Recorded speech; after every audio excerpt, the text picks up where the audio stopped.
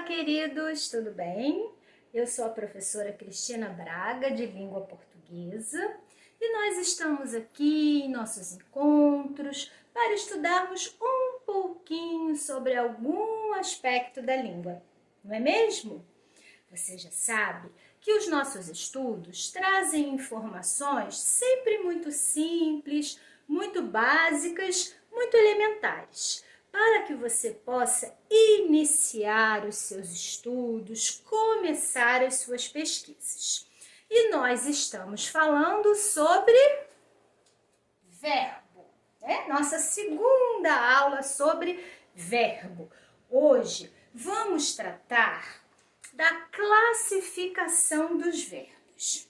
Nós já sabemos a importância dessa classe gramatical, não é mesmo? O verbo, gente, ele é muito importante na construção das orações, dos períodos, dos parágrafos e, em consequência, dos textos. Então, o nosso discurso, ele precisa de muitas informações sobre o verbo, que não é importante só na classe gramatical não, né, gente? Ele também é importante nos nossos estudos sintáticos e, evidentemente, nos nossos estudos semânticos. Então, vamos lá?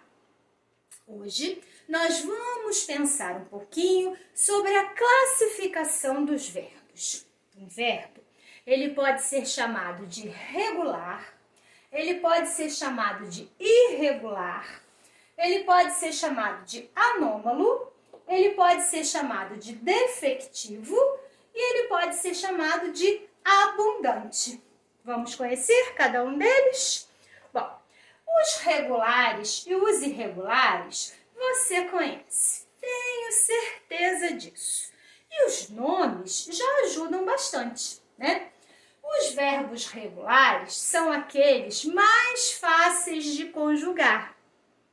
São aqueles que seguem o paradigma de sua conjugação, ou seja, não apresentam variações. Então, nós conjugamos esses verbos com muita facilidade. Costumamos dizer que um verbo regular é aquele que não apresenta alteração no radical, né? É uma maneira que a gente tem de encontrar essa regularidade. Para o verbo ser regular ou irregular, ele precisa manter o seu paradigma de conjugação ou sofrer alteração no seu paradigma de conjugação. Então, vamos dar uma olhadinha aqui no radical. Ó, coloquei para vocês o verbo cantar, o verbo bater e o verbo partir. Um verbo de primeira conjugação, um verbo de segunda conjugação e um verbo de terceira conjugação. Eu canto, tu cantas, ele canta, nós cantamos, vós cantais, eles cantam, está no presente do indicativo. Eu bati, tu bateste, ele bateu, nós batemos, vós batestes, eles bateram, está no pretérito perfeito do indicativo. E eu parto, tu partes, ele parte, nós partimos, vós partis, eles partem, está no presente do indicativo. Vamos dar uma olhadinha só no radical? Como é que eu encontro mesmo o radical de uma forma verbal? Já sabemos que forma verbal é o verbo conjugado. Então, eu olho para a forma verbal, canto, por exemplo. E aqui na minha cabecinha eu coloco aquela forma no infinitivo. Como é que é o infinitivo mesmo? O infinitivo não flexionado é o nome do verbo. Canto é de que verbo? Verbo cantar. Isso. Bateu é de que verbo? Do verbo bater. Partimos é de que verbo? Do verbo partir.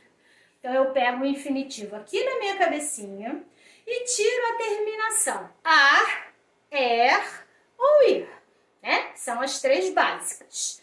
O que sobrar vai ser o radical. Então, aqui, ó, canto é do verbo cantar. Tirei a terminação AR, sobrou cante. Achei o radical.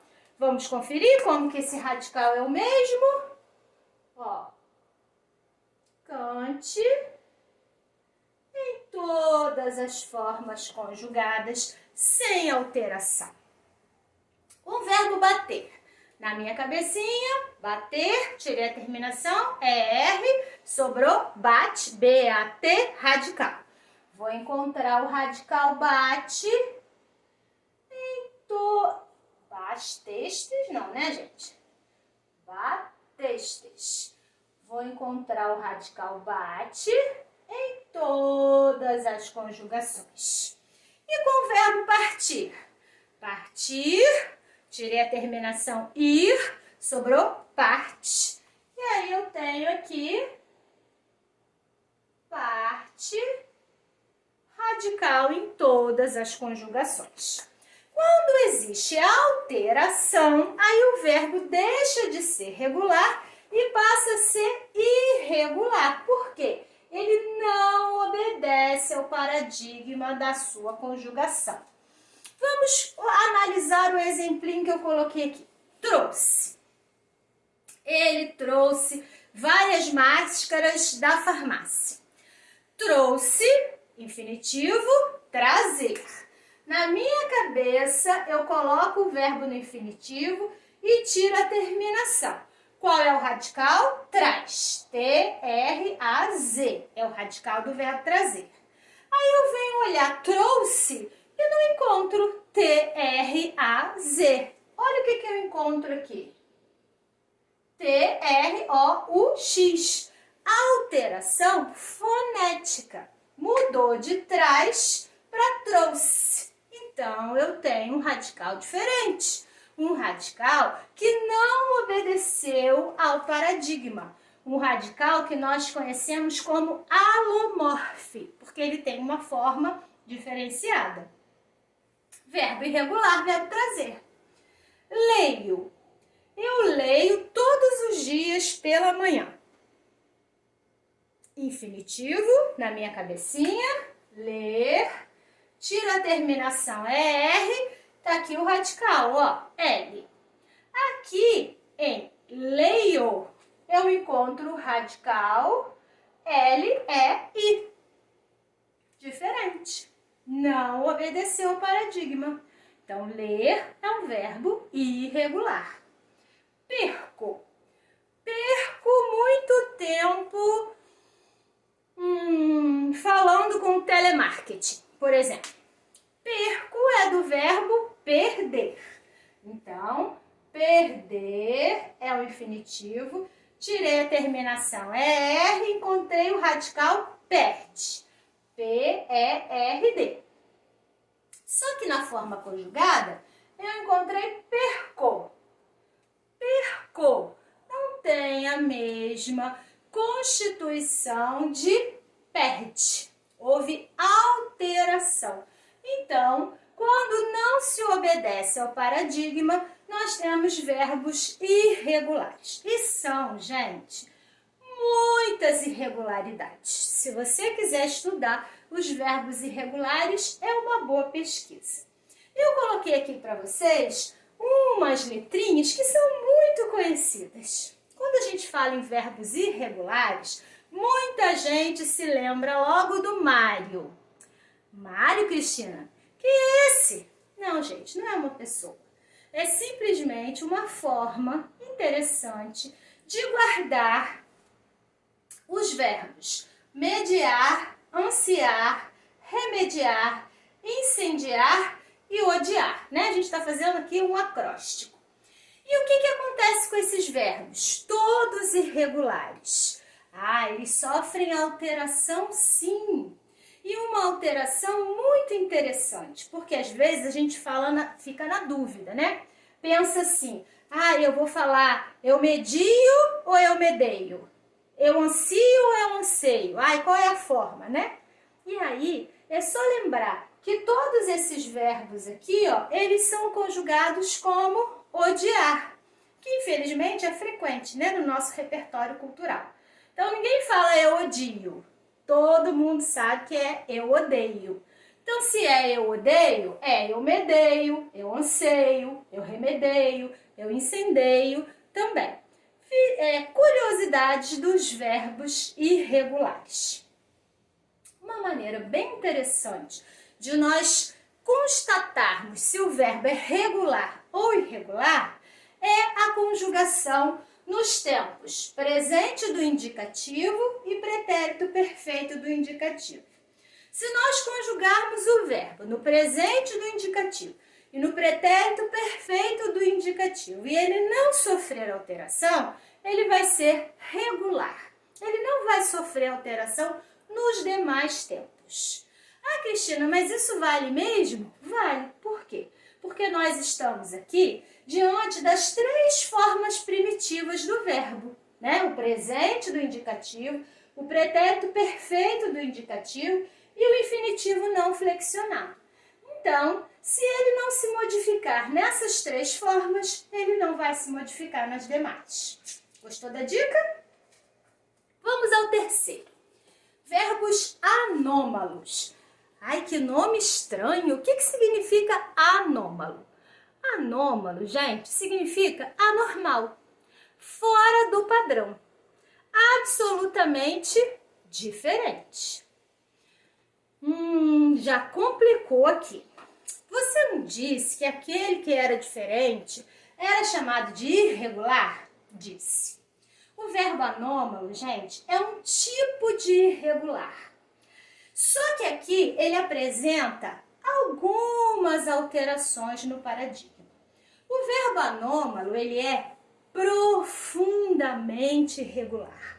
Ele é abundantemente irregular. Ele é muito irregular. Tanto que o radical dele é capaz de se modificar totalmente nas conjugações dos tempos e modos. E aí, gente, para todo mundo acalmar o coração e não ficar muito preocupado, a gente lembra logo que só existem dois verbos anômalos: ser e ir. Só dois, gente. Só dois que têm a sua conjugação absolutamente irregular. Por isso que eles são chamados de anômalos. Vamos conferir? Olha só, verbo ser. Eu sou, eu fui, eu era. Eu fora, eu serei, eu seria. Que eu seja, se eu fosse, quando eu for. Percebem? É muita alteração. Pensa bem, de sou para era. De fora para serei. É muita alteração, gente. Por isso que ele é anômalo. Vamos dar uma olhadinha no ir? Ir. Eu vou, eu fui, eu ia. Eu fora, eu irei, eu iria. Que eu vá, se eu fosse, quando eu for. Repararam que é diferente?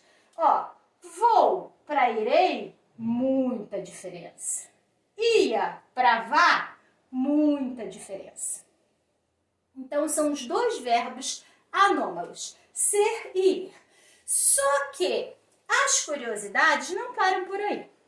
Reparem bem, aqui eu tenho fui e aqui eu tenho fui.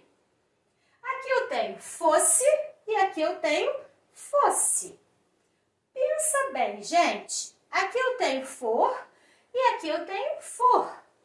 Essas formas verbais, além de serem absolutamente diferentes, elas ainda são idênticas nos dois verbos anômalos. Então, eu posso dizer quando eu for à praia, e aí eu estou usando o verbo ir, e eu posso dizer quando eu for professora, e aí eu estou usando o verbo ser. Eu posso dizer eu fui estagiária, eu estou usando o verbo ser, como eu posso dizer eu fui ao mercado, e aí eu estou usando o verbo ir. Olha a diferença semântica, gente. Por isso que estudar a nossa língua é mesmo apaixonante, né? Então, guardou aí, né? Verbos anômalos temos dois, ser e ir. Vamos passar agora para os verbos defectivos. Verbos defectivos são verbos, grosso modo, defeituosos, que apresentam falhas. Não apresentam todas as formas de paradigma. Na hora de conjugar, vai faltar alguma coisa, gente. Às vezes falta o eu, às vezes falta o eu, tu, ele, às vezes falta um tempo inteiro. que acontece? São verbos defectivos. E nós vamos dar uma olhadinha aqui em 4 tipos de defectivos. Primeiro tipo, são aqueles que não apresentam a primeira pessoa do singular, do presente, do indicativo. E eu coloquei aqui para vocês 3 exemplos. Gente, só alguns exemplos aqui, tá? Verbo abolir, verbo colorir e verbo explodir. Então, eu não vou, numa situação formal, dizer eu abolo, eu coloro, eu explodo. Por quê? Porque esses verbos são defectivos na primeira pessoa do singular, do presente, do indicativo. E aí eu já penso o seguinte: se não existe o eu, primeira pessoa do singular, do presente, do indicativo, se não existe o eu, todo o presente do subjuntivo também não vai existir, né?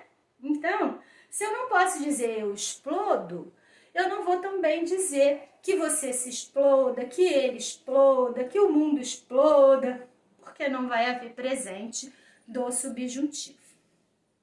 Primeiro caso. Segundo tipo. No segundo tipo, nós vamos encontrar verbos que são conjugados apenas na primeira e na segunda pessoas do plural. Ou seja, a gente só vai encontrar nós e vós. Plural, nós e vós. E aí, os exemplos são adequar, falir, reaver, só para falar em 3. Vamos pensar no verbo falir. Todo mundo sabe o que é falir. Ir à falência. Aquela empresa faliu, né? Foi à falência. Faliu é pretérito perfeito, eu usei tranquilamente. Mas nós estamos falando de presente, gente. Presente do indicativo. No presente, eu não posso dizer, por exemplo, eu falo. Eu falo no sentido de falir. Existe eu falo do verbo falar. Então, se eu tiver de usar o verbo falir, eu vou usar nós e vós. Nós falimos, por exemplo. Que não aconteça isso com ninguém, né? Terceiro tipo. Terceiro tipo de defectivos. Esse terceiro tipo se refere àquele grupo de verbos que menciona fenômenos da natureza. Coloquei aqui para vocês chover, nevar, gear, anoitecer, amanhecer, trovejar. Ih, gente, tem tantos. Esses verbos, eles só serão conjugados na terceira pessoa do singular, né? Então, vai ser anoitece, anoiteceu, anoitecerá. Terceira pessoa do singular. Cristina, então é impossível usar nas outras formas? Claro que não, né, gente? Num sentido figurado, num poema, você pode encontrar eu anoiteço, ele chove, né? Mas, se nós estamos tratando de sentido denotativo, as formas que representam fenômenos naturais, as formas verbais, elas serão conjugadas apenas na terceira pessoa. E nosso último grupo, quarto tipo. Quarto tipo envolve aqueles verbos que imitam vozes de animais, latir, miar, cacarejar e todos os outros que você imaginar aí, e os verbos que expressam um acontecimento, do tipo acontecer, ocorrer, suceder, né? Eles vão ser conjugados na terceira pessoa do singular. Em situações habituais, você não vai dizer eu aconteço, eu lato, eu mio, eu sucedo, eu ocorro, né? Porque são verbos que são conjugados na terceira pessoa do singular. Tudo muito bem, tudo muito bom, já entendi, Cristina, o que é um verbo defectivo, mas e se eu quiser falar aquilo? Como que eu faço? Não posso? Claro que pode. Existem duas alternativas. Uma alternativa: encontrar um sinônimo que não seja o verbo defectivo, né? Então, se eu quero falar, eu abolo as atividades escritas de amanhã, e eu não posso falar, eu abolo, eu vou encontrar um sinônimo. Então, eu vou dizer, eu elimino, eu suprimo, sei lá. Então, duas maneiras de resolver o problema quando eu estiver diante de um verbo defectivo. Primeiro, encontro um sinônimo para aquele verbo. Se eu quiser, vai dar certo. Segunda maneira, construir uma locução verbal, porque aí eu posso usar o próprio verbo defectivo, certo? Muito bem. Vamos então ao último grupo? Agora nós temos os verbos abundantes. Vejam bem, abundantes. Os verbos abundantes são exatamente o contrário dos verbos defectivos. Aqui nos defectivos existe uma falta, uma escassez, uma falha. Aqui nos verbos abundantes, sobra, abunda. Nós temos mais do que precisava. Por isso que eles são chamados de abundantes. Confere aqui. Apresentam mais de uma forma para uma flexão. E aí, quando a gente fala em verbo abundante, na mesma hora a gente pensa em particípio de verbo. Não é mesmo? A gente nem lembra o verbo haver. A gente pensa em particípio de verbo. Então, vamos estudar um pouquinho isso. Existem alguns verbos que são chamados de abundantes porque eles têm dois particípios. O que é particípio mesmo, hein, Cristina? Particípio é uma forma nominal do verbo. O verbo ele tem três formas nominais: infinitivo, gerúndio e particípio. Lembrou? Muito bem. Particípio é quando o verbo termina em DO. Por isso que eu coloquei aqui, ó. DO. Falado, construído, recebido, dormido. Termina em DO, particípio. Só que existem alguns verbos que apresentam um particípio irregular.